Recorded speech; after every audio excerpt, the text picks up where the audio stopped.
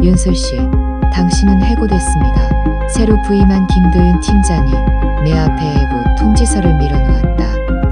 그의 목소리는 차갑고 입가에는 감출 수 없는 승리감이 걸려 있었다. 주변 공기는 순식간에 얼어붙었고 동료들의 시선에는 동정과 경악, 하지만 그보다 더 많은 경계심이 담겨 있었다.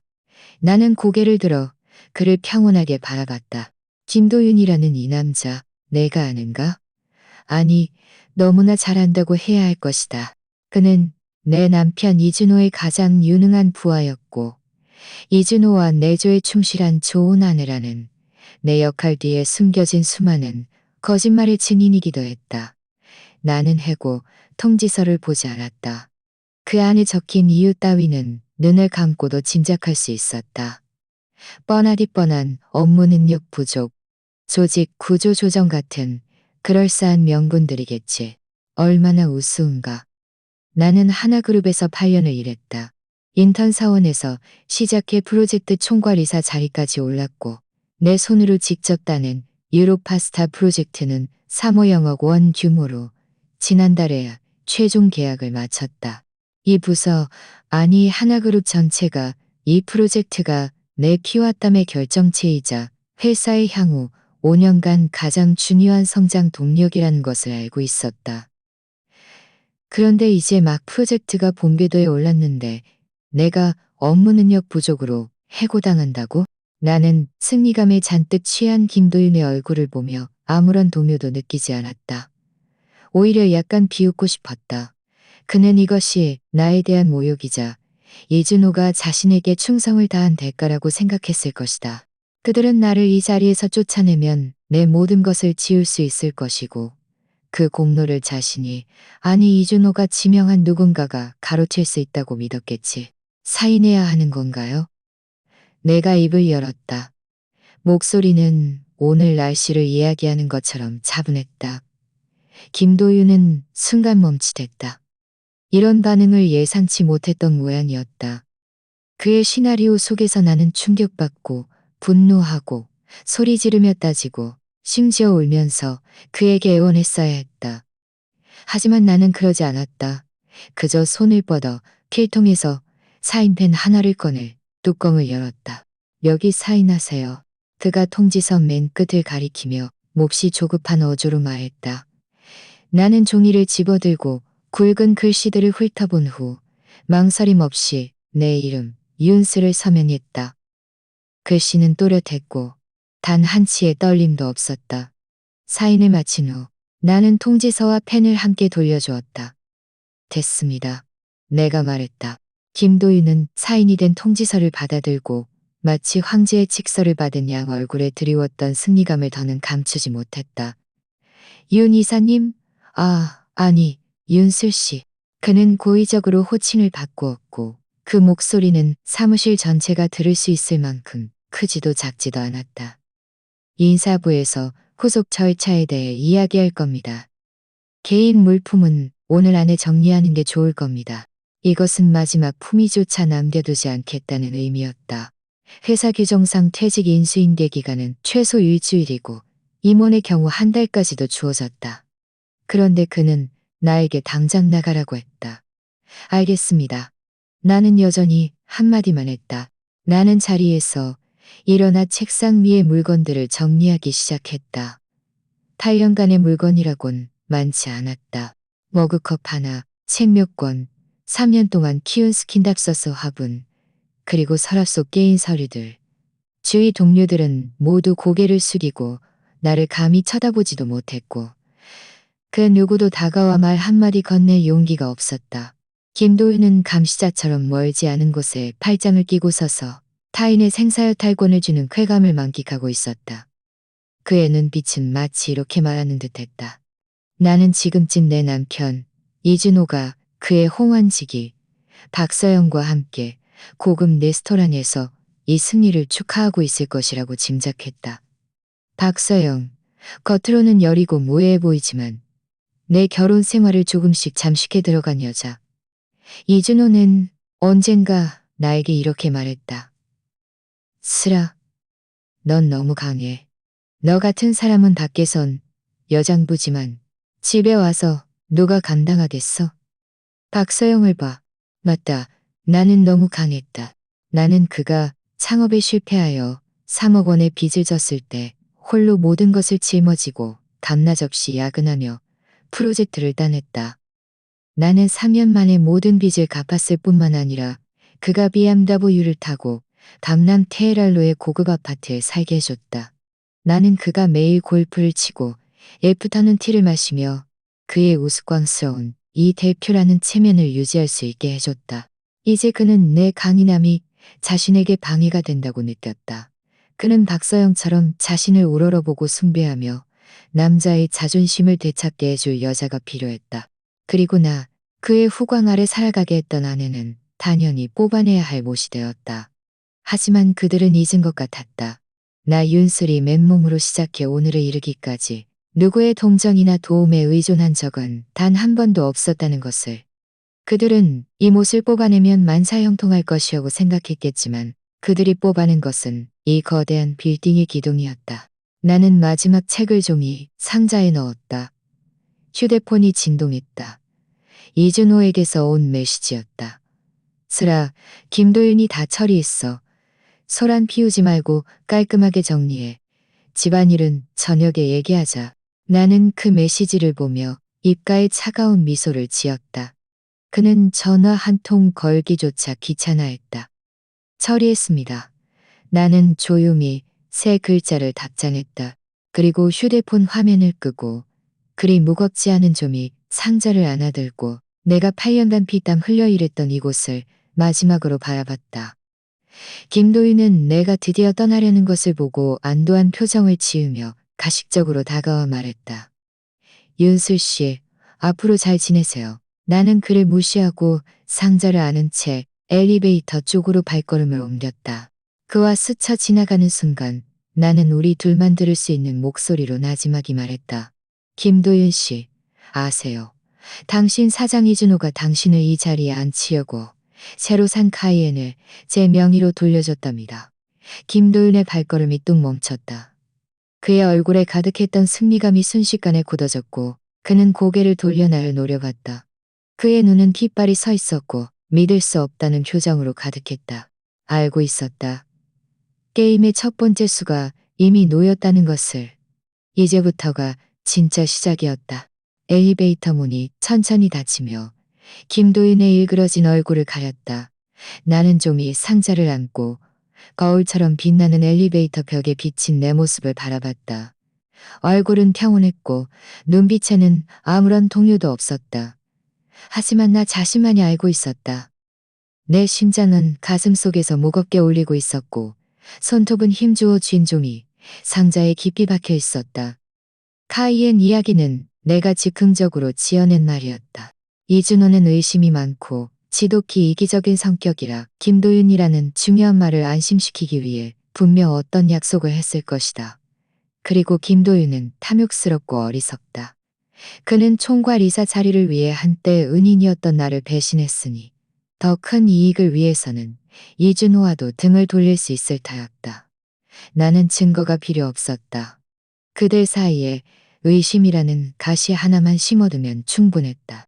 아무도 없는 집으로 돌아와 나는 종이 상자를 현관에 놓아둔 채 신발도 갈아 신지 않았다. 이 180제곱미터의 고급 아파트는 내가 직접 디자인한 곳이었다. 바닥 색깔부터 천장 조명까지 모든 세부 사항에 내 피와 땀이 스며 있었다. 나는 이곳이 이준호와 나의 공동의 집이자 우리 사랑의 안식처라고 생각했었다. 이제 와보니 거짓말과 돈으로 쌓아올린 화려한 감옥에 불과했다. 공기 중에는 아직 내 것이 아닌 향수 냄새가 남아있는 듯했다. 박서영의 향기였다. 희미했지만 마치 바늘처럼 정확하게 내 심장을 찔러왔다. 나는 거실의 통유리창으로 다가가 도시의 번잡한 풍경을 내려다봤다. 8년 전 이준호와 내가 처음 이 도시에 왔을 때 우리는 30제곱미터의 달동네의 월세를 살았고 여름에도 에어컨을 켜는 것을 아까워했다. 그는 나를 안고 멀리 보이는 가장 높은 빌딩을 가리키며 말했다. 스라, 언젠가 내가 널 저곳에 살게 해줄게. 이 도시에서 가장 화려한 여자로 만들어줄게. 나중에 나는 이곳에 살게 되었다. 하지만 그 덕분은 아니었다. 나는 눈을 감았다.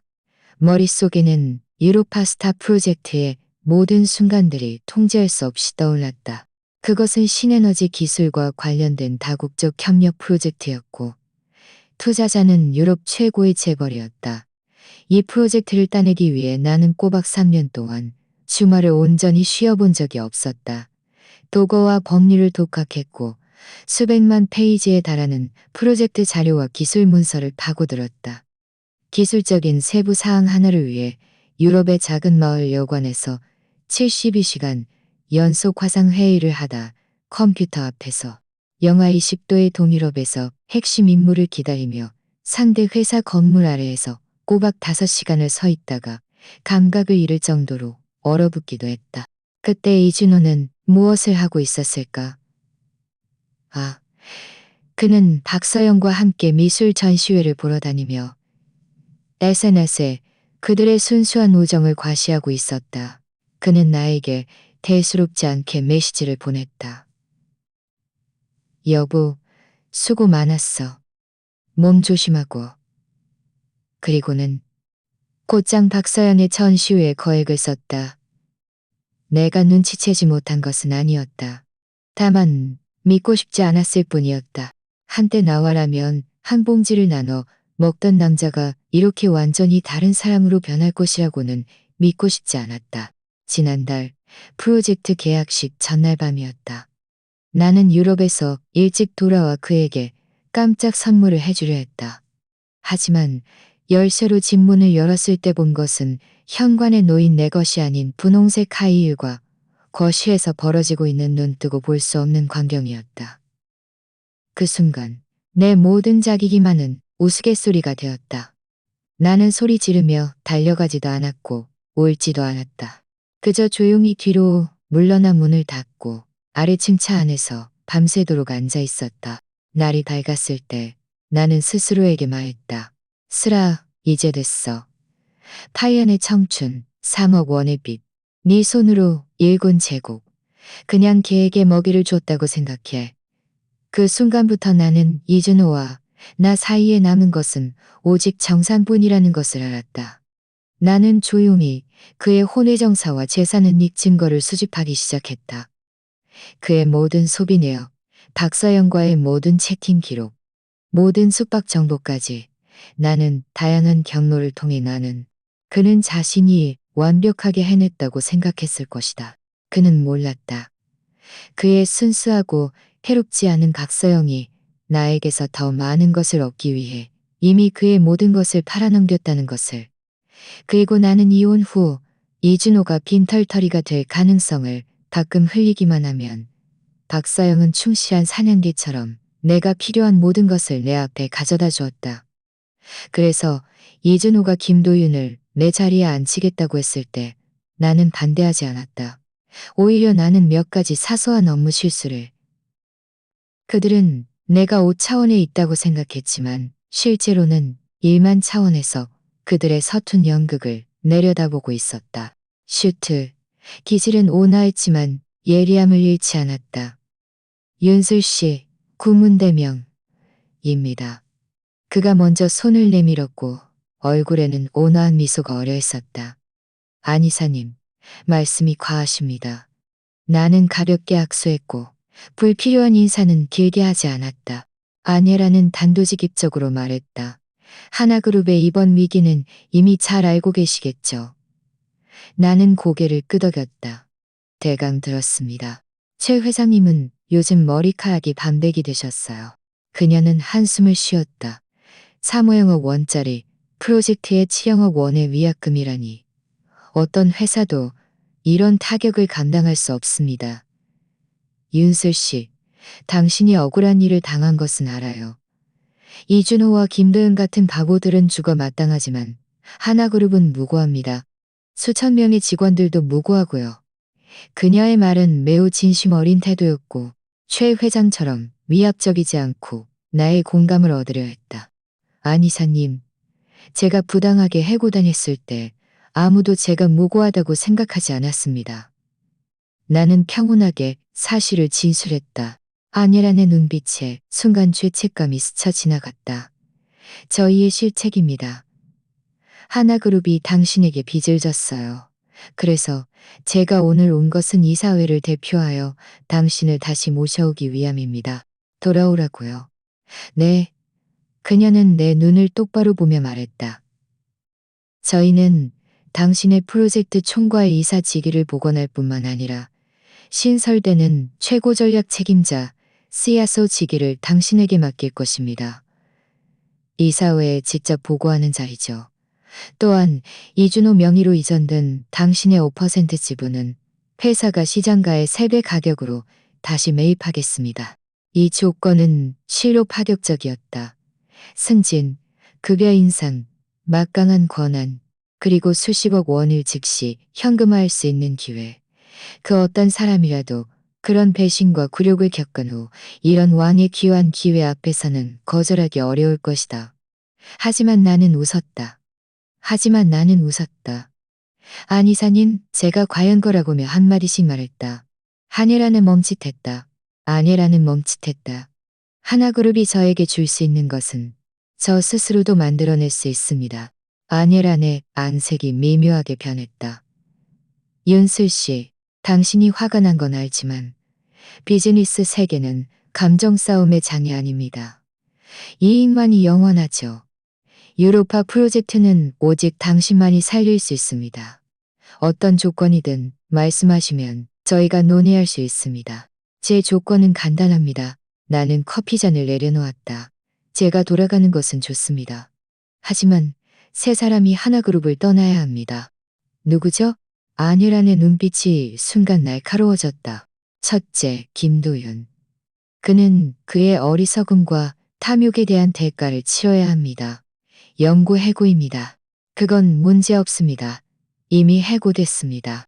둘째, 인사부 총괄이사 강민수. 그는 김도윤이 절차를 위반하여 저를 단일 해고하는 것을 묵인했습니다. 저는 해명이 필요합니다. 아니라는 잠시 생각하더니 고개를 끄덕였다. 좋습니다. 셋째는요. 그녀가 다시 물었다.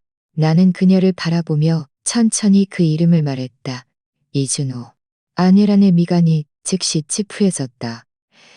윤술 씨, 이준호는 당신의 전 남편이지만 그 역시 회사의 주주입니다. 안 이사님. 나는 그녀의 말을 끊었다. 제가 처음에 지분을 그의 명의로 돌려놓았을 때 부부 관계 존속 기간 동안 상대방 및 회사 이익을 해치지 않는다는 조건이 있었습니다. 이 계약서는 최 회장님께도 사본이 있을 겁니다. 이 계약서는 최 회장님께도 사본이 있을 겁니다. 이준호는 개인적인 원한으로 김도윤과 결탁하여 프로젝트 핵심 책임자인 저를 악의적으로 배제했고 이로 인해 회사는 수백억 원의 손실을 입을 위기에 처했습니다. 이것이 회사는 수백억 원의 손실을 입을 위기에 처했습니다. 그리고 회사의 막대한 손실을 초래한 주주를 당신들은 계속 안고 가실 겁니까? 내 말 한마디가 심장을 꿰뚫었다. 아내란의 안색이 완전히 변했다. 그녀는 내가 이 단계까지 계산해 두었을 줄은 몰랐을 것이다. 그녀는 오랫동안 침묵했고 커피는 이미 식어버렸다. 마침내 그녀는 길게 한숨을 내쉬며 어려운 결정을 내린 듯 말했다. 좋습니다. 당신의 조건을 수락하겠습니다. 하지만 당신도 제 부탁 하나를 들어줘야 합니다. 그녀는 고개를 들어줘야 합니다. 한 달 안에 유로파 재단이 계약 해지 통보를 철회하도록 해야 합니다. 거래 성사입니다. 나는 손을 내밀었다. 아내라는 복잡한 눈빛으로 나를 한참 바라봤다. 이윽고 그녀는 손을 내밀어 힘껏 악수했다. 윤슬 씨, 당신은 제가 생각했던 것보다 훨씬 무서운 사람이군요. 칭찬 감사합니다. 나는 미소를 지었다. 악당을 상대하는데 토끼처럼 순진하게 굴 수는 없으니까요. 하나그룹으로 돌아간 날, 날씨는 맑았다. 나는 단정한 흰색 정장을 입고 익숙한 오피스 빌딩으로 들어섰다. 프런트 데스크의 여직원은 나를 보고 놀라서 입을 쩍 벌리며 더듬거리며 윤 이사님 하고 불렀다. 나는 그녀에게 고개를 끄덕이고 곧장 임원 전용 엘리베이터로 향했다. 나의 복귀는 회사 내부에서 큰 파장을 일으켰다. 전 직원이 이사회의 공식 이메일을 받았다. 내가 그룹에 신설된 최고 전략 책임자, CSO 직위를 맡고 유로파 스타 프로젝트를 계속 전담할 것이며 이전의 해고는 인사부의 업무 실수로 인한 오류로 규정되었다는 내용이었다. 나에게 무례하게 굴었던 인사부 총괄이사 강민수는 직위해제 및 조사를 받게 되었고 김도윤은 업무상 배임 혐의로 회사에 의해 공식 기소되었다. 나는 과거 내 사무실로 들어섰다. 아니, 이제는 나만을 위한 더 넓고 밝은 사무실이었다. 통유리 창 밖으로는 탁 트인 도시 풍경이 펼쳐졌고 책상 위에는 안 이사님이 보낸 듯한 신선한 백합 한 다발이 놓여 있었다. 내 비서 소연 씨, 졸업한 지 얼마 안 된 아가씨는 눈물을 글썽이며 달려왔다. 윤 이사님, 드디어 돌아오셨군요. 저희 모두 이사님을 그리워했어요. 그녀는 내가 직접 키워낸 사람이었고 내가 해고당한 날 유일하게 몰래 메시지를 보내 위로해준 사람이었다. 돌아왔어. 나는 그녀의 어깨를 두드렸다. 프로젝트 팀원들 모두 회의실로 불러줘. 10분 후에 회의 시작이야. 네. 소연 씨는 즉시 업무 모드로 돌아와 회의실로 달려갔다. 회의실에서 프로젝트 팀원들은 나를 보며 각기 다른 표정이었다. 기쁨, 죄책감, 민망함. 내가 떠나 있는 동안 그들 중 일부는 자신을 보호하기 위해 김도윤의 업무에 적지 않게 협조했을 것이다. 내 시선은 한 사람을 스쳐 지나갔고 마침내 이 부팀장 이지훈의 얼굴에 닿았다. 이지훈은 내 오른팔이었고 업무 능력은 뛰어났지만 다소 기회주의적인 면이 있었다. 내가 해고당한 후 그는 가장 먼저 김도윤에게 충성을 맹세했다. 윤 이사님. 이지훈의 얼굴은 약간 창백했고 내 눈을 마주치지 못했다. 여러분, 내가 입을 열었다. 목소리는 크지 않았지만 모든 사람의 귀에 또렷이 들렸다. 과거의 일은 과거에 맡겨둡시다. 저는 뒤끝 있는 사람이 아닙니다. 모두 안도의 한숨을 내쉬었다. 하지만 나는 말을 바꾸었다. 오늘부터 이 프로젝트 팀에서 제가 필요한 것은 100%의 충성심과 시행력입니다. 만약 자신이 그렇게 할 수 없다고 생각하는 분은 지금 바로 인사부의 부서 이동을 신청해도 좋습니다. 저는 결코 강요하지 않을 겁니다. 회의실은 침묵으로 가득했다. 저는 결코 강요하지 않을 겁니다.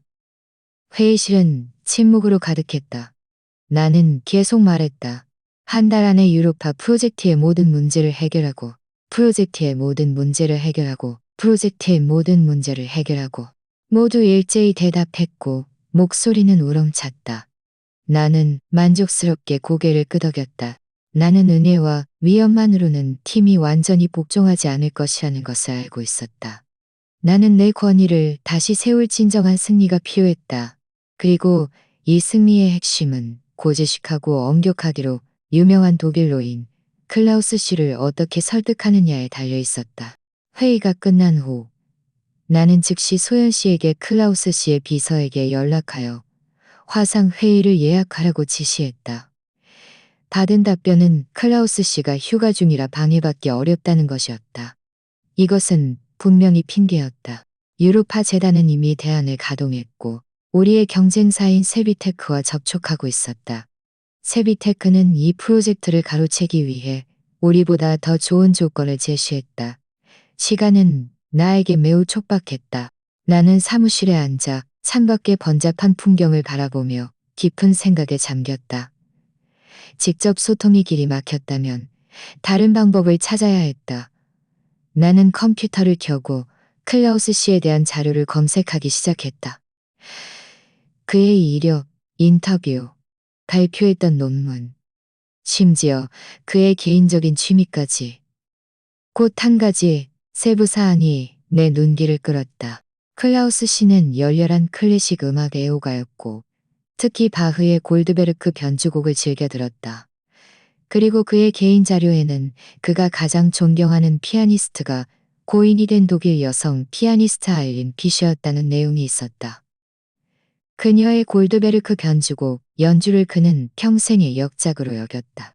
나는 즉시 소연 씨에게 그 피아니스트가 초기에 발매한 어피 레코드를 어디서 찾을 수 있는지 알아보라고 지시했다. 1시간 후 소연 씨는 난감한 표정으로 나에게 말했다. 윤 이사님, 그 피아니스트의 어피 레코드는 발매량이 극히 적어서 지금은 돈이 있어도 구할 수 없는 귀한 물건이랍니다. 국내외 모든 경매장과 중고, 거래 사이트를 다 찾아봤지만 찾을 수 없었어요. 계속 찾아봐. 나는 포기하지 않았다. 우리가 동원할 수 있는 유럽의 모든 인맥을 동원해서라도 개인 소장가에게 있더라도 아무리 큰 대가를 치르더라도 찾아내야 해. 네, 윤 이사님. 내가 에어피 레코드 문제로 골머리를 앓고 있을 때 불청객 하나가 내 사무실 문 앞에 나타났다. 박서영이었다. 그녀는 많이 초췌해 보였고 예전에 화려한 화장도 없었다. 낡은 옷을 입고 있었고 눈은 비에 젖은 꽃처럼 부어 있었다. 윤 이사님. 그녀는 조심스럽게 입을 열었다. 저랑 얘기 좀 하실 수 있을까요? 나는 의자에 기대어 앉아 그녀를 바라봤지만 아무 말도 하지 않았다. 저랑 얘기 좀 하류를 받았어요. 제발 저를 용서해 주세요. 윤 이사님. 그녀는 말하며 다시 눈물을 흘렸다. 이준호가 저를 속였어요. 그가 말했던 모든 것이 눈물을 흘렸다. 그 3억 원이 넘는 돈은 정말 마련할 수가 없어요. 저희 부모님은 연세가 많으신데 집이 압류된다는 걸 아시면 충격받으실 거예요. 그녀는 애원하기 시작했다. 이것은 그녀가 가장 잘하는 수법이었다. 박서영 씨. 나는 차갑게 입을 열었다. 내 돈을 쓰고 내 남자를 품고 내 집에 드나들 때 오늘 같은 날이 올 거라고는 생각 못 했나요? 그녀는 내 말에 할 말을 잃었다. 저를 찾아온 것은 소송을 취하해달라는 건가요? 그녀는 마지막 구명줄을 잡으려는 듯 필사적으로 고개를 끄덕였다. 좋아요. 내가 말했다. 하지만 조건이 있습니다. 나는 그녀를 바라보며 천천히 말했다. 당신에게 한 가지 일을 시킬 겁니다. 그녀의 얼굴에 드리웠던 기쁨이 굳어지고 그 자리를 경계심이 대신했다. 무슨 일이죠? 나는 서랍에서 녹음기 하나를 꺼내 책상 위에 놓고 그녀 앞으로 밀었다. 당신이 누군가를 만나야 합니다. 그리고 당신들의 대화를 모두 녹음해 와야 합니다. 박서영은 책상 위의 검은색 녹음기를 바라봤다. 그녀의 얼굴에서 핏기가 서서히 사라졌다. 그녀의 손은 옆에서 미세하게 떨렸고 눈빛에는 두려움과 갈등이 가득했다. 누구를 만나야 하죠? 그녀는 떨리는 목소리로 물었다. 나는 직접 대답하지 않고 몸을 살짝 앞으로 기울여 그녀의 귓가에 우리 둘만 들을 수 있는 목소리로 나지막이 한 이름을 속삭였다. 그 이름을 듣는 순간 박서영의 동공이 맹렬히 수축했다. 그녀는 마치 전기에 감전된 것처럼 몸이 굳어 뒤로 한 걸음 물러서다 문틀에 부딪혔다. 안 돼요. 전 못 가요. 그녀는 공포에 질려 고개를 저었고 얼굴은 조미처럼 창백했다. 그는 저를 죽일 거예요. 안 가도 됩니다. 나는 의자에 기대어 앉았다. 목소리는 평온했다. 그럼 당신 명의의 모든 재산, 부모님 집까지 법원에서 강제 집행될 겁니다. 당신과 당신 부모님은 평생 갚지 못할 빚을 지게 되고 신용불량자로 등록되어 아무것도 할 수 없게 될 겁니다. 아니면 나는 말을 멈추고 녹음기를 들고 손가락으로 가볍게 돌렸다. 저는 줄을 들렸다. 이 일을 성공시켜준다면 저는 당신에 대한 모든 소송을 취할 뿐만 아니라 추가로 1억 원을 드릴 겁니다. 내 목소리는 낮았지만 악마의 속삭임처럼 그녀의 연약한 신경을 정확하게 때렸다. 천국과 지옥이 그녀의 선택 하나에 달려 있었다. 박서영의 호흡이 가빠졌고 가슴이 격렬하게 오르내렸다. 그녀는 나를 바라봤다. 눈빛에는 두려움, 증오, 그리고 거부할 수 없는 유혹이 뒤섞여 있었다. 오랫동안 그녀는 어떤 결심을 한 듯 떨리는 손을 뻗어 책상 위에 녹음기를 움켜쥐고 손 안에 단단히 쥐었다. 하겠습니다. 그녀는 이를 악물고 거의 이빨 사이로 두 글자를 쥐어짰다. 성공하면 제 약속은 즉시 이행될 겁니다. 넋이 나간 듯 박서영이 떠나는 것을 바라보며 내 비서 소연 씨가 커피를 들고 들어왔다. 그녀의 얼굴에는 약간의 의아함과 걱정이 서려 있었다. 윤 이사님, 정말 그 사람을 믿으시는 건가요? 만약 그 사람이, 그는 그럴 겁니다. 나는 소연 씨의 말을 끊고 커피를 들고 창밖의 구름을 바라봤다. 왜냐하면 그는 나를 배신한 이준호가 이미 모든 것을 잃었다는 것을 누구보다 잘 알고 있기 때문이죠. 그리고 나 윤슬은 그의 유일한 살길입니다. 소연 씨는 반쯤 이해한 듯 고개를 끄덕였다. 나는 고개를 돌려 그녀를 바라봤다. 어피 레코드건은 진전이 있어? 소연 씨의 얼굴이 어두워졌다. 윤 이사님, 유럽의 모든 경로를 다 수소문했지만 그 어피 레코더를 찾을 수 없었어요. 마지막으로 공개 경매된 것이 5년 전 비엔나에서 한 신비로운 개인 소장가에게 팔렸다고 합니다. 그 이후로는 다시 나타나지 않았고요. 신비로운 개인 소장가. 나는 미간을 찌푸렸다. 네, 아무도 그의 신분을 모릅니다. 단서는 여기서 다시 끊긴 듯했다. 나는 의자에 기대어 앉아 관자놀이를 문질렀다. 클라우스는 넘기 힘든 강골이었다. 그가 가장 중요하게 여기는 부분을 돌파하지 못하면 세비테크가 먼저 선수 칠 가능성이 컸다. 내가 이러지도 저러지도 못하고 있을 때 내 개인 휴대폰이 울렸다. 낯선 국제 전화였다. 독일에서 온 전화였다. 나는 잠시 망설이다 전화를 받았다. 여보세요. 윤슬 씨 맞으신가요? 전화 너머에서는 약간 나이 들었지만 기운 넘치는 남자의 목소리가 들려왔다. 유창한 한국어였다. 네, 제가 맞습니다. 실례지만 누구신지. 저는 아일린 피셔의 아들 마틴 피셔라고 합니다. 나는 의자에서 벌떡 일어났다. 아일린 피셔의 아들? 피셔 씨, 안녕하세요. 전화 주셔서 영광입니다. 혹시 무슨 일로 전화하셨나요? 윤슬 씨, 당신이 제 어머니가 예전에 발매했던 골드베르크 변주곡 어피 레코드를 찾고 있다는 소식을 들었습니다. 맞습니까? 내 심장이 순간 빠르게 뛰었다. 네, 피셔 씨. 저는 그 예술가분의 작품을 매우 존경합니다. 전화 너머에서 낮고 깊은 웃음소리가 들렸다. 그것은 단순한 작품이 아닙니다. 그것은 제 어머니가 저에게 남겨주신 유일한 유품입니다. 마틴 피셔의 목소리에는 회한이 깃들어 있었다. 그리고 그 레코드는 제 수준이 없습니다. 내 마음이 가라앉았다. 제 어머니가 평생 유일하게 인정한 소울메이트에게 선물하셨습니다. 소울메이트요. 네. 마틴 피셔는 천천히 말했다. 한국에서 온 젊은 여성분이었습니다. 제 어머니는 그녀만이 자신의 음악을 진정으로 이해했다고 말씀하셨죠. 20년 전 베를린의 작은 연주회에서 제 어머니는 직접 그 레코드를 그녀에게 선물했습니다. 그 여성분은 누구였나요? 나는 다급하게 물었다. 그녀의 성함은 모릅니다. 마틴 피셔가 말했다. 다만 제 어머니가 항상 아니라고 부르셨던 것만 기억합니다. 이름이 전화 너머에서 들려오는 순간 내 머릿속은 순간 백지처럼 비어버렸다. 안 이사님? 아니란.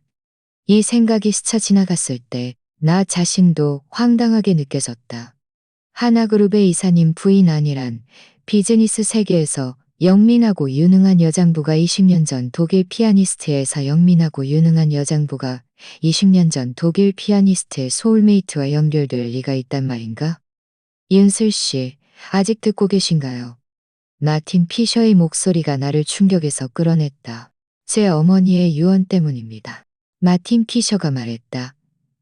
그녀는 언젠가 안이라는 여성분이 도움이 필요하다면 제가 최선을 다해 도와주기를 바라셨습니다.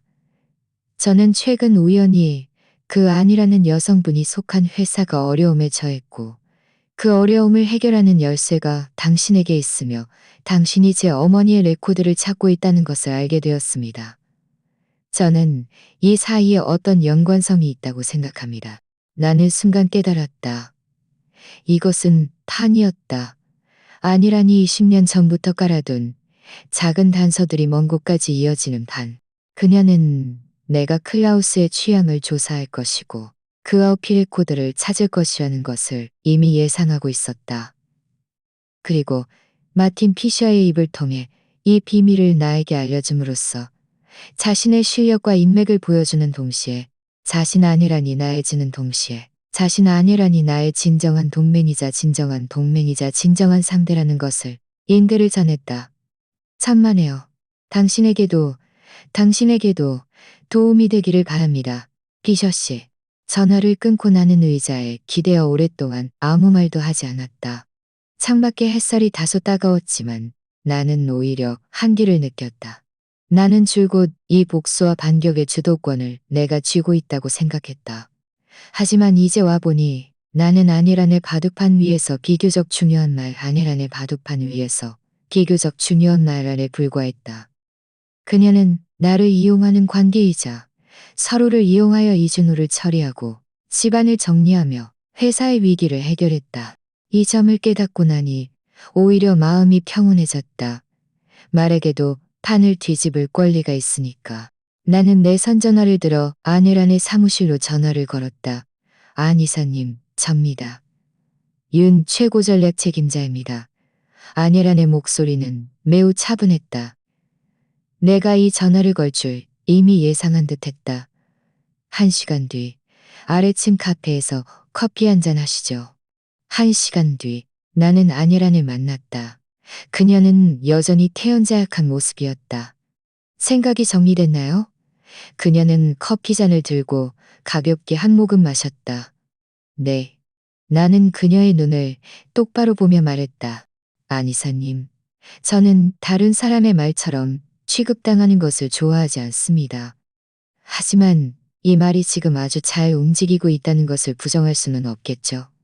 그녀는 미소를 지었다. 클라우스 쪽은 어떻게 해결할 생각인가요? 내가 물었다. 당신이 어떻게 해결할 생각인가요? 내가 물었다. 당신이 어떻게 해결할 생각인가요? 아니라는 커피를 내려놓았다. 당신이 아니라는 커피를 내려놓았다. 당신이 한 달 안에 그를 해결하겠다고 저에게 약속했잖아요. 그 어필의 코드는 그저 문을 여는 도구일 뿐입니다. 진정한 열쇠는 당신 자신입니다. 무슨 의미죠? 클라우스라는 사람은 고지식하고 고집스럽지만 약속을 극도로 신뢰하고 진정으로 재능 있는 전문가를 매우 존중합니다. 그가 화가 난 것은 프로젝트의 변동 때문이 아니라 자신이 어리석고 비전문적인 사람들에게 속고 모욕당했다고 느꼈기 때문입니다. 아내라는 나를 바라보며 한마디씩 말했다. 당신이 해야 할 일은 그에게 애원하는 것이 아니라 그를 정복하는 것입니다. 그에게 당신 윤슬만이 이 프로젝트에서 유일하게 신뢰하고 맡길 만한 사람이라는 것을 보여주는 겁니다. 그에게 하나그룹의 이전 행동이 단지 어리석은 실수였고 이제 그 실수가 바로잡혔다고 믿게 해야 합니다. 나는 깨달았다. 아내라는 나를 가르치고 있었고 동시에 나를 시험하고 있었다. 내가 클라우스 하나도 해결하지 못한다면 내 최고 전략 책임자 자리도 별 볼 일 없다는 뜻이었다. 알겠습니다. 나는 고개를 끄덕였다. 안 이사님의 조언 감사합니다. 좋은 소식을 기다리겠습니다. 아내라는 자리에서 일어나 떠나려 했다. 안 이사님. 나는 그녀를 불러세웠다. 박서영 쪽에서도 곧 소식이 올 겁니다. 아내란의 발걸음이 멈칫했다. 그녀는 뒤돌아 나를 바라봤고 눈빛에는 탐색하는 기색이 더해졌다. 그에게 무엇을 시켰죠? 이사님도 아마 만나고 싶어 하실 만한 사람을 만나게 했습니다. 나는 신비롭게 미소 지었다. 사흘 뒤 비 오는 저녁. 나는 박서영에게서 메시지를 받았다. 두 글자뿐이었다. 됐어요. 30분 뒤 그녀는 내 호텔 방문 앞에 나타났다. 온몸이 젖어 있었고 얼굴은 종이처럼 창백했다. 눈은 텅 비어 있었고 마치 영혼이 빠져나간 듯했다. 그녀는 녹음기를 테이블 위에 놓고는 탈진한 듯 주저앉아 무릎을 끌어안고 계속 떨었다. 나는 그녀의 상태를 개의치 않고 곧장 녹음기를 집어들고 이어폰을 꽂은 채 재생 버튼을 눌렀다. 거친 잡음이 지나간 후 한 남자의 목소리가 들려왔다. 차갑고 갈라진 목소리였다. 네가 왜 왔어? 와, 왕, 이사님, 저는 박서영의 떨리는 목소리. 그냥 뵙고 싶어서 왔어요. 나를 보러 왔다고? 윤슬 그 여자가 시켜서 온 거겠지? 아니에요. 이진호 그 쓸모없는 놈이 여자 하나도 제대로 다루지 못해서 결국 나까지 끌어들이다니. 녹음 속 남자는 하나그룹의 두대 주주이자 최 회장의 가장 큰 경쟁자 송태진이었다. 그는 줄곧 이사장 자리를 노리며 최 회장과 오랜 세월 함투를 벌여왔다. 김도윤이 급속도로 승진할 수 있었던 것도 인사부에 있는 그의 측근 강민수의 힘이 컸다. 그리고 그 역시 이준호에게 나를 표적으로 삼도록. 그리고 그 역시. 하지만 그는 내 반격이 이렇게 빠르고 맹렬하여 자신의 계획 전체를 뒤흔들고 심지어 자신이 가장 신뢰했던 강민수가 나에게 가장 먼저 끌려 내려갈 줄은 상상도 못했을 것이다. 녹음은 계속 재생되었다. 박서영은 그의 위협과 회유 아래 더듬거리며 나의 요구 사항을 말했다. 송태진이 어떤 성의를 보이지 않으면 자신이 그에게 불리한 모든 증거를 최 회장과 이사회에 넘길 것이라는 내용이었다. 증거? 그 여자가 무슨 증거가 있어? 송태진의 목소리에는 경멸이 가득했다. 그가 이사님과 세비테크 사이에 부당한 자금 거래가 있었다고 했어요. 그리고 이사님이 회사의 핵심 기술 자료를 그들에게 유출했다고도. 헛소리, 송태진이 고함쳤다. 헛소리, 송태진이 고함쳤다. 그 빌어먹을 년이 감히 나를 협박해? 왕 이사님, 이제 어떡하죠? 이사님이 협조하지 않으면 경찰에 신고하겠다고 했어요. 윤슬 씨가 이사님이 협조하지 않으면 경찰에 신고하겠다고 했어요.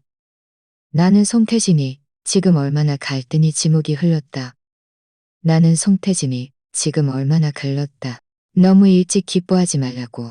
내 손에 있는 것을 원한다면 직접 나를 만나러 오라고. 시간과 장소는 내가 정할 거라고. 그리고 송태진의 목소리는 극도로 낮아졌고 위협으로 가득했다. 오늘 네가 들은 모든 것을 단 한 글자라도 누설한다면 나는 네가 이 도시를 떠나지 못하게 할 뿐만 아니라 네 온 가족이 이 세상에서 사라지게 할 것이다. 나는 이어폰을 벗고 바닥에서 여전히 떨고 있는 박서영을 바라봤다. 아주 잘했어. 나는 그녀 앞에 은행 카드 하나를 던졌다.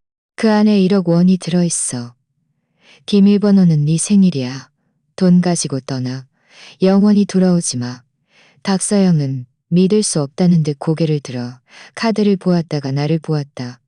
눈빛은 복잡했다. 그녀는 떨리는 손으로 카드를 집어들고 힘겹게 일어서서 나에게 깊이 허리 숙여 인사했다. 고맙습니다. 고맙습니다. 윤 이사님. 말을 마친 그녀의 처지는 그녀는 도망치듯 내 방을 나섰다. 나는 그녀의 뒷모습을 보며 아무런 도면이든 나는 휴대폰을 들어 녹음 파일을 암호화한 후 안일환에게 보냈다. 한 문장과 함께 송 이사님이 저를 만나자고 합니다. 1분 뒤 안일환에게서 답장이 왔다. 알겠습니다. 몸 조심하세요. 휴대폰을 끄고 나는 창밖의 굵은 빗줄기를 바라봤다. 더 큰 폭풍이 다가오고 있었고 나는 그 폭풍이 한가운데 서게 될 사람이었다. 이틀 뒤 나는 다시 독일행 비행기에 몸을 씌웠다. 이번에 나의 신분은 하나그룹의 프로젝트 총괄 이사가 아니라 최고 전략 책임자였다. 내 손에는 프로젝트 관련 자료는 아무것도 없었고 오직 정성껏 준비한 선물 하나와 대수진을 친 계획만 있었다. 크랑크푸르트의 미슐랭 3스타 레스토랑에서 나는 클라우스 씨를 만났다. 그는 사진보다 더 정정해 보였다. 은발에 흐트러짐 없는 용모. 70세가 넘었지만 허리는 곧았고 눈빛은 독수리처럼 날카로웠다. 윤슬 씨, 만나서 반갑습니다. 그가 손을 내밀었다. 태도는 예의롭다. 자리에 앉은 후 나는 서둘러 업무 이야기를 꺼내지 않고 벨벳으로 감싼 선물을 조용히 그에게 밀었다. 클라우스 씨, 첫 만남에 드리는 변변치 않은 작은 선물입니다. 그는 눈썹을 치켜떴다. 약간 의외라는 듯했지만 그래도 리본을 풀었다. 그가 내용물을 봤을 때 그 날카로운 눈빛에 미소 짓고 있어게 감지하기 어려운 파동이 스쳐 지나갔다. 그것은 흑백 사진 한 장이었다. 도면 여성은 바로 젊은 시절의 아내란이었고 피아니스트는 아일린 피셔였다. 이것은 클라우스의 목소리가 미세하게 떨렸다. 저의 한 어르신이 피셔 여사님의 소울메이트였습니다. 나는 평온하게 말했다. 그분은 피셔 여사님의 음악이 삶과 죽음을 초월하는 강력한 힘을 지니고 있다고 말씀하셨습니다. 마치 바흐의 골드베르크 변주곡처럼요. 단순한 아리아에서 시작하여 세 가지 복잡한 변주를 거쳐 마침내 가장 처음에 가장 순수한 아리아로 돌아오는 것처럼요. 그분은 우리에게 과정이 아무리 어렵고 복잡하더라도 우리가 출발했던 목적과 본심을 잊지 말아야 한다고 가르쳐 주셨습니다. 클라우스는 조용히 듣고 있었다. 그의 눈빛은 처음의 거리감에서 집중으로 그리고 미세하게 감지하기 어려운 감동으로 변했다. 윤슬 씨, 그가 사진을 내려놓고 나를 바라보며 말했다. 결국 무엇을 말하고 싶습니까? 저는 유로파 스타 프로젝트가 우리에게 그리고 당신에게 웅장한 골드베르크 변주곡과 같다고 생각합니다. 나는 그의 눈을 똑바로 보며 한마디씩 말했다. 우리는 아름다운 시작을 함께 했고 영광스러운 결말을 함께 기대했습니다. 하지만 그 중간에 몇몇 불협화음이 있었습니다. 어리석고 탐욕스러운 사람들이 그들의 소음으로 전체 악곡의 조화를 깨뜨리려 했습니다. 그들은 이 곡의 본래 목적을 잊고 가장 화려한 부분만을 훔치려 했죠. 그래서 당신은 연주를 중단하기로 선택했습니다. 클라우스는 아무 말도 하지 않았지만 그의 표정은 아무 말도 하지 않았지만 하지만 클라우스 씨, 나는 그의 눈을 바라보며 한마디씩 말했다. 이제 그 소음들은 제거되었습니다. 연주자도 처음부터 당신과 함께 이 곡을 작곡했던 사람으로 돌아왔습니다. 당신은 몇몇 도둑의 침입 때문에 음악회 전체를 포기하시겠습니까? 당신은 본래 유작이 될 이 걸작을 이렇게 중도에 포기하시겠습니까? 내 말이 끝나자 레스토랑은 고요했다. 멀리서 우아한 바이올린 소리만 들려왔다. 클라우스는 나를 얼린 소리만 들려왔다. 클라우스는 나를 아주 오랫동안 바라봤다. 그의 눈빛은 탐색에서 사색으로 그리고 미세하게 감지하기로. 아닙니다. 저는 그저 제 작품을 완성하고 싶은 잔인일 뿐입니다. 클라우스는 웃었다. 그날 밤 그가 처음으로 진심으로 웃는 모습이었다. 좋아요, 잔인이군요. 그가 고개를 끄덕였다. 내일 오전 10시에 우리 회사 본사로 오세요. 당신의 새로운 방안을 가지고요. 제가 당신에게 1시간의 시간을 주겠습니다. 제 전체 이사회를 설득하세요. 만약 그들도 당신의 장인 정신을 인정한다면 음악회는 계속될 수 있습니다. 그렇지 않다면 레스토랑을 나서자 프랑크푸르트의 밤바람은 유난히 차가웠다. 나는 코트를 여미고 호텔로 돌아가는 차에 올랐다. 클라우스는 나에게 기회를 주었다. 불가능해 보이는 임무를 주었다. 1시간 안에 엄격하고 까다롭기로 유명한 독일 이사회 전체를 설득하는 것. 이것은 내 전문 능력에 대한 시험일 뿐만 아니라 내 정실력에 대한 극한의 도전이었다. 호텔로 돌아와 나는 쉬지 않고 나와 함께 온 프로젝트에 않고 윤 이사님, 이제 어떻게 해야 하죠? 밤새도록 시간이 있는데 저희가 새로운 방안을 준비할 시간이 전혀 없습니다. 이지훈 부팀장이 초조하게 말했다. 다른 팀원들도 난감한 표정이었다. 누가 우리가 새로운 방안을 준비해야 한다고 했죠? 내가 반문했다. 모두 멍해졌다. 우리의 가장 좋은 방안입니다. 나는 프로젝터를 켜자 3년간 우리가 피땀 흘려 만들어낸 유로파스타 프로젝트 계획서가 화면에 나타났다. 이 계획서의 모든 데이터, 모든 세부 사항은 우리가 수많은 밤낮을 세워가며 쌓아 올린 것이었다. 그것은 가장 완벽했고 어떤 수정도 필요 없었다. 그럼 저희는 내일 무엇을 발표하나요? 이지훈이 이해하지 못해 물었다. 이야기를 할 겁니다. 내가 말했다. 이야기요? 나는 내 팀원들을 바라보며 단호한 눈빛으로 말했다. 우리와 유로파스타의 이야기를 할 겁니다. 우리가 어떻게 이 프로젝트를 발굴했는지, 어떻게 기술적인 난관을 극복했는지, 어떻게 그를 위해 휴식, 건강, 심지어 가정을 희생했는지. 저는 저 높은 곳에 앉아있는 이사들에게 이 프로젝트가 우리에게 차갑고 딱딱한 데이터와 계약서, 뭉치가 아니라는 것을 알게 할 겁니다. 그것은 우리의 아이이고 우리의 꿈입니다. 저는 그들에게 우리의 전문성, 우리의 열정, 그리고 배수진을 친 우리의 결심을 보여줄 겁니다. 저는 그들이 이 아이를 우리에게 맡기는 것이 가장 올바른 선택이라고 믿게 할 겁니다. 그날 밤 우리 팀은 아무도 잠들지 못했다. 우리는 PPT를 수정하지도 발표 연습을 하지도 않았다. 우리는 그저 둘러앉아 지난 3년간의 모든 순간을 회상했다. 어떤 사람은 이야기하다 웃었고 어떤 사람은 이야기하다 울었다. 잊고 지냈던 고통, 무시당했던 희생들이 이 순간 우리에게 가장 소중한 자산이자 가장 강력한 무기가 되었다. 다음 날 오전 10시 나는 유로파 재단 본사 최상층 회의실에 정시 도착했다.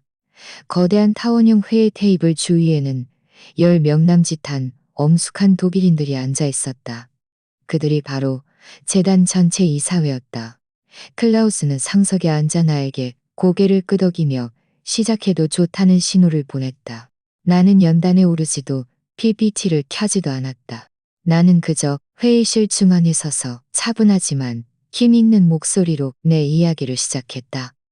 나는 비즈니스 모델도 시장 전망도 투자 수익률도 이야기하지 않았다. 나는 우리 엔지니어들이 하나의 알고리즘을 위해 실험실에서 보름을 지낸 이야기를 했다.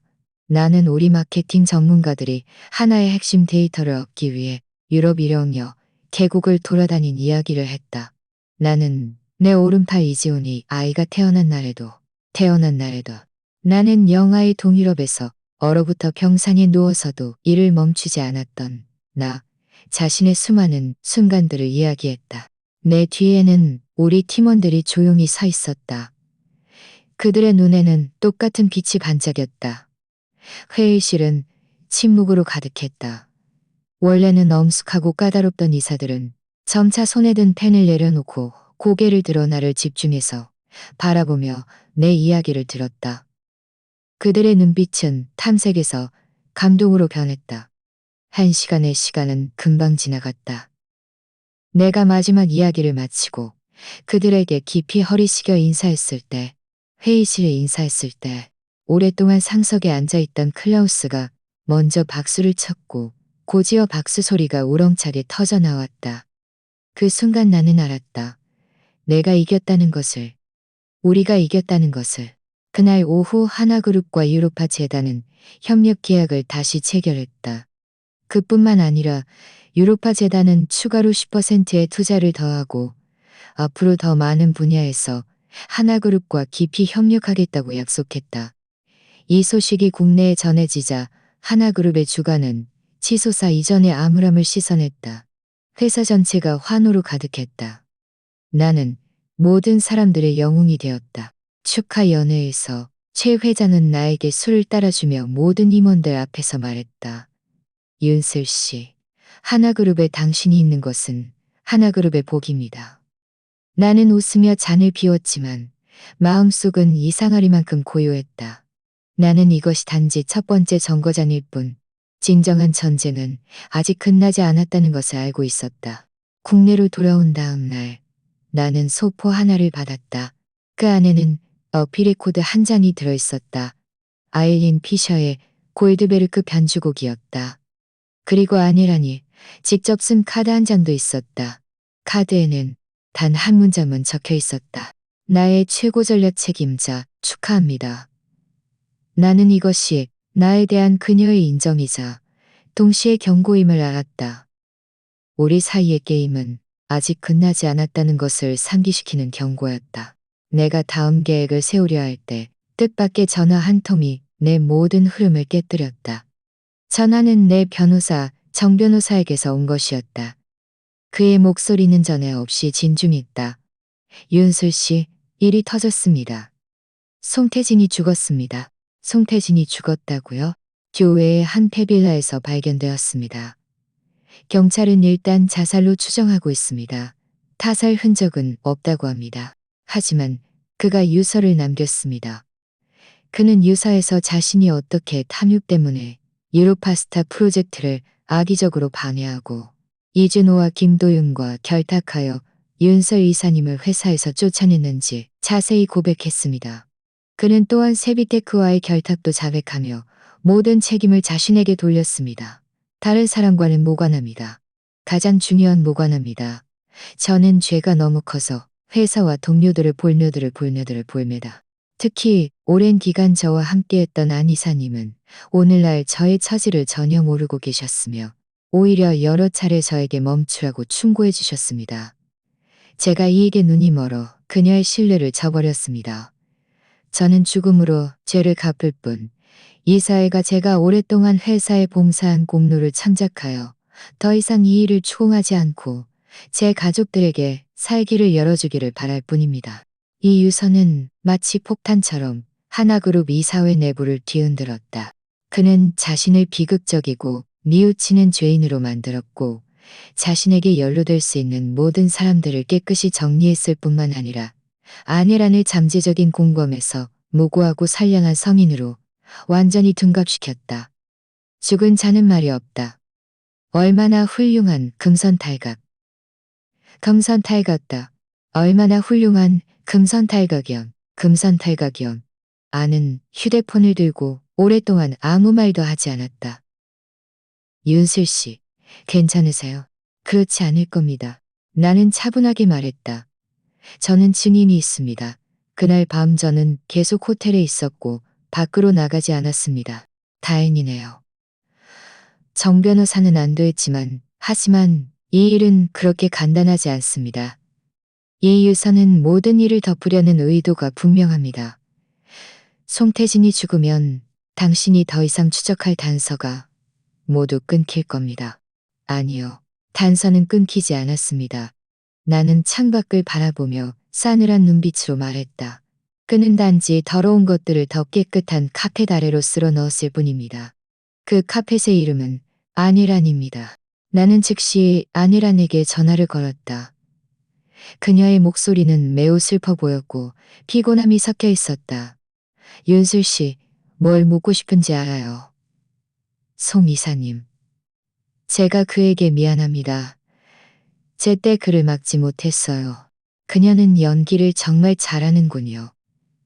나조차도 거의 믿을 뻔했습니다. 안 이사님, 부의합니다. 나는 평온하게 말했다. 송 이사님의 장례식에 참석해야겠습니다. 좋아요. 마음이 깊네요. 전화를 끊고 나는 즉시 소연 씨에게 말했다.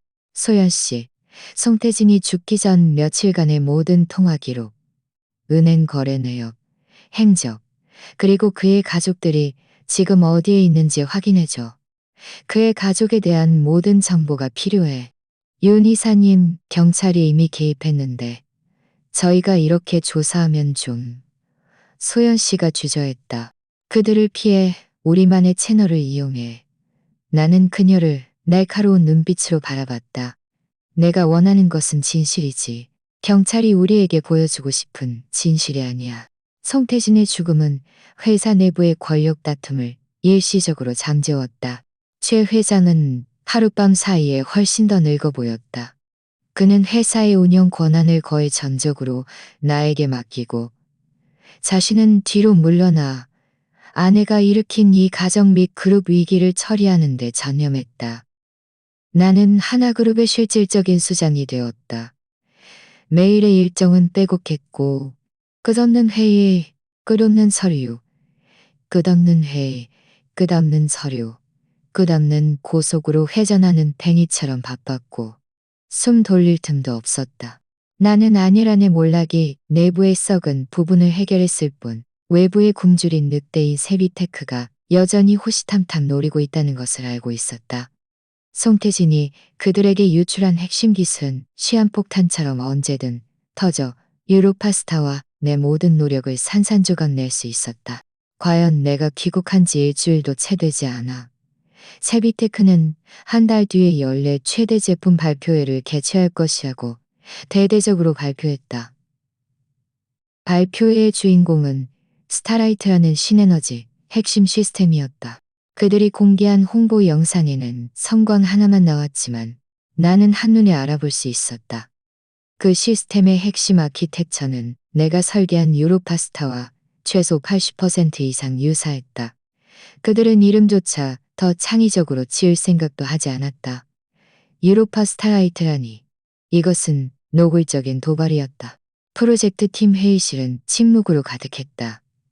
윤 이사님, 이거 어떻게 하죠? 그들이 우리보다 먼저 발표하면 우리는 완전히 수세에 몰립니다. 이지훈 부팀장이 안절부절 못하며 말했다. 저희가 그들을 고소할 수는 있습니다. 하지만 소송은 길어지고 판결이 나올 때쯤이면 시장은 이미 그들이 장악하고 있을 겁니다. 맞아요, 윤 이사님. 이 사람들 너무 뻔뻔해요. 저희가 무슨 수를 써서라도 막아야 합니다. 팀원들이 분개했다.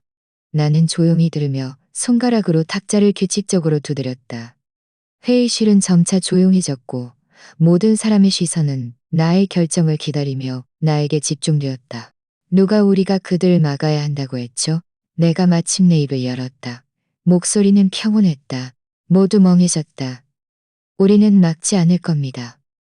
오히려 나는 입가에 차가운 미소를 지었다. 우리는 그들을 도울 겁니다. 이 발표회를 가능한 한 크게, 성대하게, 그리고 요란하게 만들도록 도울 겁니다. 윤 이사님, 그게 무슨 뜻이세요? 이지훈은 완전히 혼란스러워했다. 나는 자리에서 일어나 화이트보드로 걸어가 펜을 들고 세 글자를 썼다. 판도라. 여러분, 나는 뒤돌아 팀원들을 바라봤다. 반년 전 우리가 핵심 코드를 세 번째로 암호화할 때 제가 쓸데없어 보이는 서명 코드 하나를 추가했던 것을 기억합니까? 이지훈은 생각하더니 고개를 끄덕였다. 기억합니다. 그때 제가 이사님께 여쭤봤을 때 이사님은 보험이라고 하셨죠. 맞아, 보험. 나는 미소를 지었다. 그 코드에 저는 판도라라는 이름을 붙였습니다. 그것은 우리 핵심 시스템에 잠복해 있던 잠자는 유령과 같았습니다. 시스템의 어떤 기능에도 영향을 미치지 않았고 일반적인 테스트로는 절대 발견할 수 없었죠. 송태진 그 바보가 훔쳐간 것이 바로 이 판도라가 포함된 버전이었고 세비테크의 거만한 엔지니어들도 분명히 그의 존재를 발견하지 못했을 겁니다. 이 판도라가 무슨 소용이 있죠? 한 젊은 엔지니어가 참지 못하고 물었다. 그의 역할은 아주 간단합니다. 나는 그를 바라보며 한마디씩 말했다. 특정 시간과 명령에 따라 원격으로 활성화됩니다. 활성화되면 그는 한 가지 일을 할 겁니다. 이 시스템을 탑재한 모든 디스플레이 화면에 우리가 미리 설정해둔 한 줄의 글자를 표시할 겁니다. 회의실은 죽은 듯 고요했다. 모든 사람은 괴물을 보는 듯한 눈빛으로 나를 바라봤다. 세비테크의 가장 성대하고 화려한 발표회에서 모든 언론과 투자자, 고객들 앞에서 그들이 자랑스러워하는 스타라이트 시스템 화면에 이 기술은 하나그룹의 지적 재산입니다. 라는 문구가 뜨는 순간 그것은 어떤 공개 처형이 될까? 그것은 어떤 비즈니스 자살이 될까? 세상에. 예지호는 차가운 숨을 들이쉬며 중얼거렸다. 윤 이사님, 언제부터 이런 계획을 세우신 겁니까? 송태진이 채비테크 사람들과 접촉하는 것을 처음 발견한 날부터요. 나는 담담하게 말했다. 저는 우연을 믿지 않습니다. 저는 모든 일에 최악의 상황을 대비하고 가장 완벽한 준비를 하는 것만을 믿습니다. 자, 이제 우리의 임무를 알려드리겠습니다. 나는 화이트보드를 두드렸다. 첫째, 즉시 우리와 협력하는 모든 언론 채널에 연락하여 세비테크의 발표회를 비용을 불문하고 홍보하여 그들의 기세를 최대한 끌어올리세요. 둘째, 내 이름으로 유로파스타 프로젝트의 모든 잠재 고객, 투자자, 그리고 유로파스타 프로젝트의 모든 잠재 고객, 투자자. 셋째, 기술팀은 즉시 마지막 조정을 하여 판도라 계획이 만에 하나라도 실패하지 않도록 하세요. 저는 세비테크가 가장 높은 무대에 서게 한 다음 제 손으로 그들을 밀어 떨어뜨려 산산조각 나게 할 겁니다. 내 말은 팀 전체의 피를 끓게 했다. 오랫동안 억눌렸던 분노가 이 순간 무한한 투지로 변했다. 세비테크를 겨냥한 칭찬으로 죽이기. 계획이 조용히 시작되었다.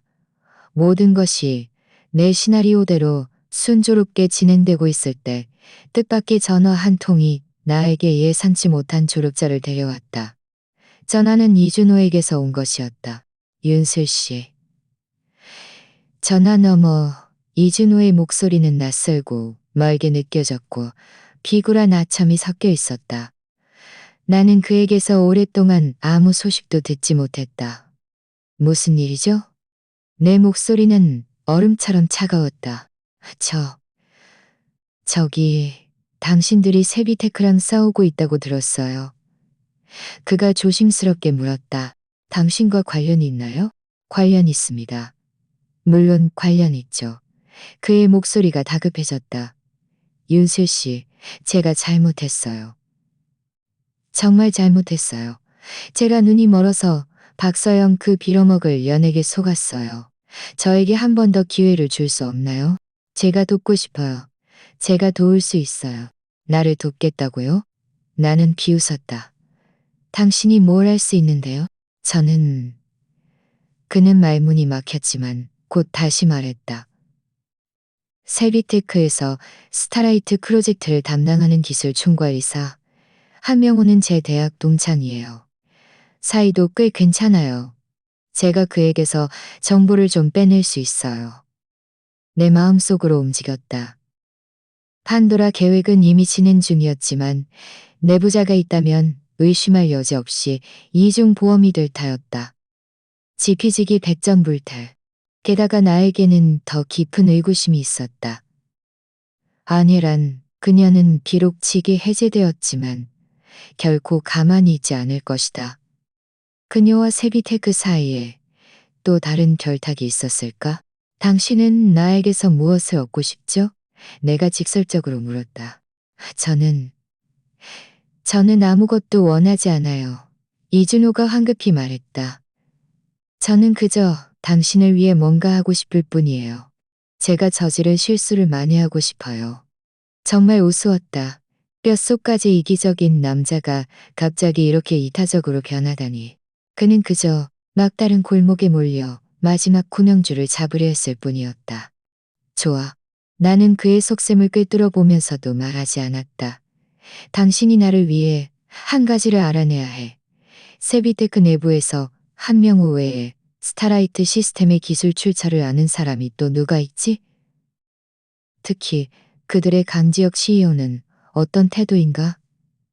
그리고 그들이 최근에 어떤 예상치 못한 사람과 접촉했는지도 주시해줘.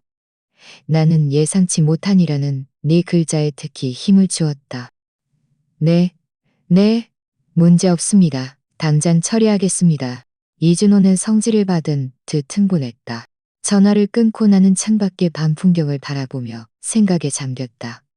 이준호라는 쓸모없는 말을 이용해 세비테크의 속을 떠보고 겸사겸사 안일한의 꼬리를 잡을 수 있다면 일석이조였다. 그 후 2주 동안 세비테크의 발표에는 우리의 조력으로 그 기세가 더욱 커졌다.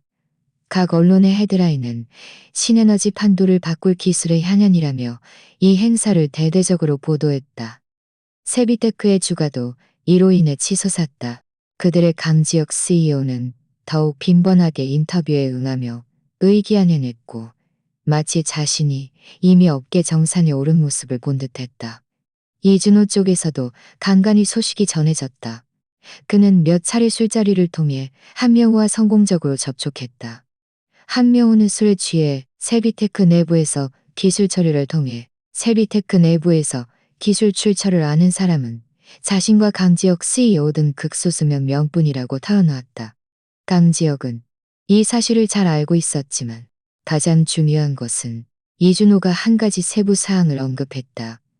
사흘 전 한명우가 당황한 표정으로 그에게 말하기를 회사가 신급 외부 보안 컨설턴트를 초빙하여 스타라이트 시스템에 대한 마지막 보안 감사를 진행 중이라는 것이었다. 강지혁 CEO가 직접 초빙한 사람으로 신분이 극히 신비롭다고 했다. 이 소식을 듣는 순간 내 심장이 쿵 하고 내려앉았다. 신비로운 보안 컨설턴트? 이 시점에서 내 첫 반응은 아내란이었다. 그녀가 분명 어떤 경로를 통해 내 계획을 짐작하고 세비테크의 정보를 흘려내 판도라를 해체하려 한 것이다. 이 여자는 정말 만만치 않았다. 내 등줄기에는 식은땀이 흘렀다. 만약 판도라가 미리 해체된다면 내가 그동안 깔아놓은 모든 밑밥은 수포로 돌아갈 것이고 나는 업계 전체의 웃음거리가 될 것이다. 윤 이사님, 큰일 났습니다. 바로 그때 내 사무실 문이 쾅 하고 열렸다. 기술부 책임자 성재민 팀장이 허둥지둥 뛰어들어왔다. 얼굴은 창백했다. 윤 이사님, 저희가 판도라와의 원격 연결이 끊겼습니다. 뭐라고요? 나는 의자에서 벌떡 일어났다. 저희가 세비테크의 방화벽이 갑자기 최고 등급으로 상향된 것을 발견했습니다. 우리의 모든 포트가 봉쇄되었어요. 마지막으로 전송된 데이터 분석에 따르면 그들이 판도라의 존재를 발견한 것 같습니다. 지금 그것을 최하위 코드부터 분해하고 있습니다. 성재민 팀장의 목소리는 떨리고 있었다. 내 머리는 윙하는 소리와 함께 텅 비었다. 끝났다. 나는 의자에 주저앉아 온몸에 힘이 빠져나가는 것을 느꼈다. 창밖 세비테크 본사 건물 위에는 거대한 광고판이 내일 발표회를 위한 카운트다운을 하고 있었다. 그 새빨간 숫자는 내 실패를 무정하게 비웃는 듯했다. 그러나 절망 속에서 나는 그 광고판을 바라보다 문득 한 가지 생각이 스쳐 지나갔다. 미치도록 대담하고 사직세뇌의 각오가 담긴 생각이었다. 나는 고개를 번쩍 들었다. 눈에는 다시 불꽃이 타올랐다. 성 팀장. 내가 물었다. 우리 처음에 판도라를 삽입할 때 핵심 서명 코드 외에 하위 시간 동기와 드라이버도 함께 업데이트하지 않았나? 성재민 팀장은 멈칫하며 애써 기억을 더듬었다. 그랬던 것 같아요.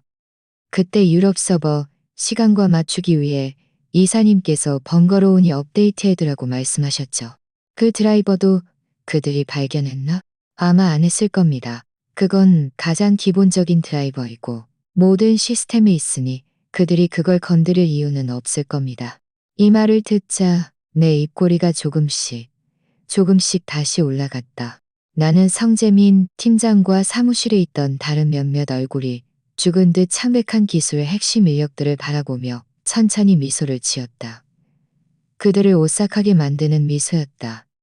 여러분, 내가 나지막이 말했다. 누가 여러분에게 판도라가 우리의 최후의 카드라고 말했습니까? 세비테크 스타라이트 시스템 글로벌 발표회가 예정대로 열렸다. 행사는 코엑스에서 전례 없는 규모로 개최되었다. 전 세계 수백 개 언론, 수천 명의 업계 관계자, 투자자, 고객들이 회의장을 가득 메웠다. 플래시가 번쩍이고 분위기는 뜨겁게 달아올랐다. 오후 3시 세비테크의 강지혁 CEO는 고급 맞춤 정장을 입고 무대 중앙에서 마이크를 잡고 의기양양하게 말했다. 신사숙녀 여러분, 스타라이트 시대에 오신 것을 환영합니다. 오늘 우리는 한 가지 기적을 함께 목격할 것입니다. 우리 세비테크가 3년간 1천억 원을 투자하여 올려 퍼졌다. 아래층에서는 올해와 같은 박수갈채가 터져 원을 투자하여 신에너지 산업 전체를 뒤바꿀 핵심 시스템 스타라이트입니다. 동시에 하나그룹 최상층 내 사무실에서는 거대한 통일의창 앞에서 나와 이지온, 성재민 팀장 그리고 프로젝트 팀의 몇몇 택시 인력들이 라이브 화면을 통해 이 성대한 행사를 조용히 지켜보고 있었다. 윤 이사님, 그들이 정말 판도라를 해체한 겁니까? 이지호는 여전히 그들이 정말 판도라를 해체한 겁니까? 이지호는 여전히 불안한 듯 물었다. 해체했습니다. 아주 깨끗하게 해체했죠. 그의 얼굴에는 기묘한. 나는 아무 말도 하지 않고 와인잔을 든 채 화면 속에서 현란하게 떠드는 강지혁을 평온하게 바라봤다. 아니란, 당신은 당신이 이겼다고 생각했나요? 당신이 사람을 보내 내 폭탄을 해체하면 만사형통할 거라고 생각했나요? 당신은 틀렸습니다. 내가 당신에게 해체시킨 것은 폭탄이 아니었습니다. 그것은 그저 화려하고 똑딱거리는 알람 시계에 불과했습니다. 그리고 진짜 폭탄은 당신이다. 판도라는 처음부터 내가 의도적으로 설계한 요란하고 복잡하며 쉽게 발견될 수 있는 함정이었다. 그의 역할은 모든 화력을 끌어모아 상대방이 그를 해체한 후 이제 안전하다는 착각을 하게 만드는 것이었다. 그리고 나의 진짜 필살기는 그 무해해 보이는 시간 동기화 드라이버였다. 나는 그를 심판의 날이라고 불렀다. 그의 코드는 며칠밖에 안 될 정도로 간단했고 역할도 단안했고 어떤 시스템 충돌도 일으키지 않고 2023년, 즉 지금 2023년 10월 21일 오후 3시에 시스템의 최고 우선순위 명령 후 3시에 그는 단지 시스템 바탕화면의 배경 이미지를 내가 미리 설정해둔 이미지로 교체할 것이다. 무대 위에서 강지혁은 이미 가장 감격스러운 부분에 도달해 있었다. 이제 우리 모두 스타라이트의 강력한 성능을 직접 목격하시죠. 그가 손을 크게 휘두르자 그의 뒤에 있는 2층 높이의 거대한 LED 화면에 스타라이트 시스템의 작동 인터페이스가 나타났다. 인터페이스는 매끄럽고 기능은 화려하여 아래층에서 탄성이 터져나왔다. 강지혁의 얼굴에는 미소가 더욱 번졌다. 그는 이 모든 시선이 자신에게 집중되는 순간을 즐겼고 왕좌에 오를 쾌감을 만끽했다. 나는 시계를 봤다. 14시 59분 55초, 56, 57, 58, 59. 시간 종료. 나는 와인잔을 들어 화면을 향해 나지막이 말했다. 게임 오버. 바로 그 순간 무대 위의 거대한 LED 화면. 그 화려한 작동 인터페이스가 갑자기 번쩍이더니 고지원 모든 인터페이스 아이콘과 데이터가 사라졌다.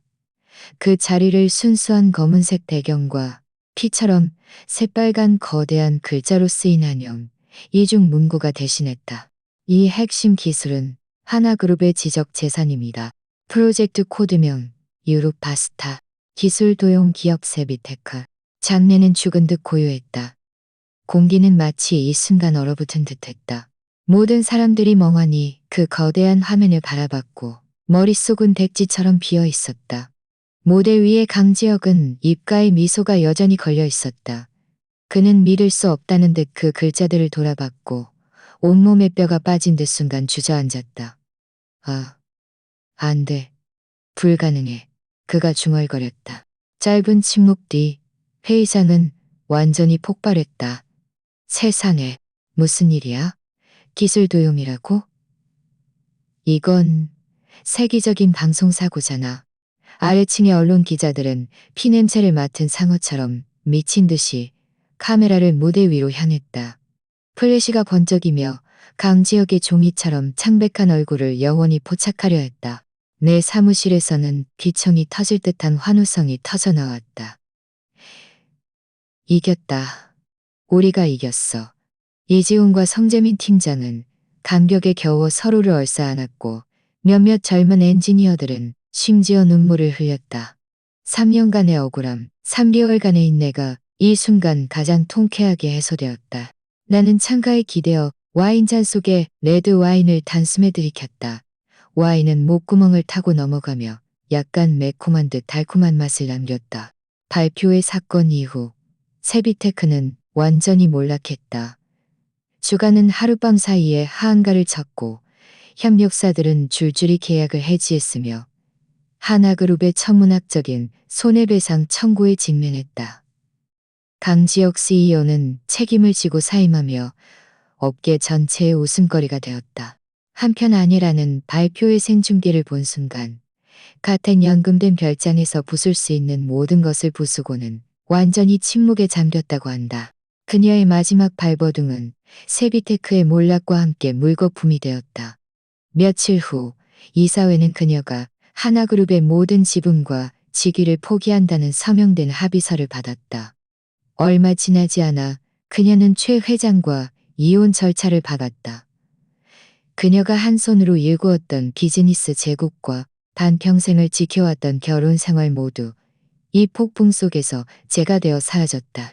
이준호에 대해서는 그가 새방에서 그 발표의 생중계를 가봤다고 한다. 이웃들의 말에 따르면 그날 밤 그의 방에서는 절규에 가까운 울음소리가 들렸는데 마치 절망에 빠진 야수 같았다고 한다. 그 이후로 나는 그에 대한 어떤 소식도 듣지 못했다. 그와 나, 그리고 한때 우리 것이었던 이 세상은 완전히 영원히 만나지 않는 평행선이 되었다. 모든 것이 제자리를 찾았다. 최 회장은 정식으로 나에게 하나그룹의 CEO 자리를 맡아달라고 제안했다. 나는 즉시 승낙하지 않았다. 나는 회사에 장기 휴가를 신청했다. 나는 유럽으로 떠났다. 한때 프로젝트를 위해 수많은 밤낮을 싸워왔던 그 작은 마을로 돌아갔다. 마을의 작은 여관에 머물며 매일 산책하고 책을 읽고 음악을 들었다. 나는 베를린으로 가서 브란덴부르크 문 아래에 오랫동안 서 있었다. 20년 전 젊은 아니란과 아일린 피셔가 그곳에서 서로를 바라보며 미소 짓던 장면을 상상했다. 그 순간 나는 문득 모든 것을 내려놓은 듯한 해방감을 느꼈다. 모든 징후가 시간의 흐름 앞에서 너무나 작게 느껴졌다. 내가 유일하게 다행이라고 생각한 것은 이 전쟁 속에서 마침내 나 자신을 되찾았다는 것이었다. 더 강하고 더 완전하며 더 자유로운 나 자신을. 여행 마지막 날 나는 나인강변의 한 카페에 앉아 있었다. 휴대폰이 울렸다. 클라우스 씨였다. 윤 이사님, 내 친구. 그의 목소리는 즐거워 보였다. 하나그룹의 새로운 여왕이 곧 될 것이라고 들었습니다. 나는 미소를 지었다. 저는 여왕이 아닙니다. 그저 제 것을 되찾은 장인일 뿐입니다. 훌륭한 말이군요. 클라우스도 웃었다. 그렇다면 장인 정신을 가진 숙녀분, 저와 함께 다음 걸작을 만들어낼 준비가 되셨습니까? 나는 멀리 반짝이는 강물을 바라봤다. 석양의 잔광이 얼굴에 드리워져 따뜻하고 편안했다. 나는 깊이 숨을 들이쉬고 천천히 입을 열었다. 물론입니다.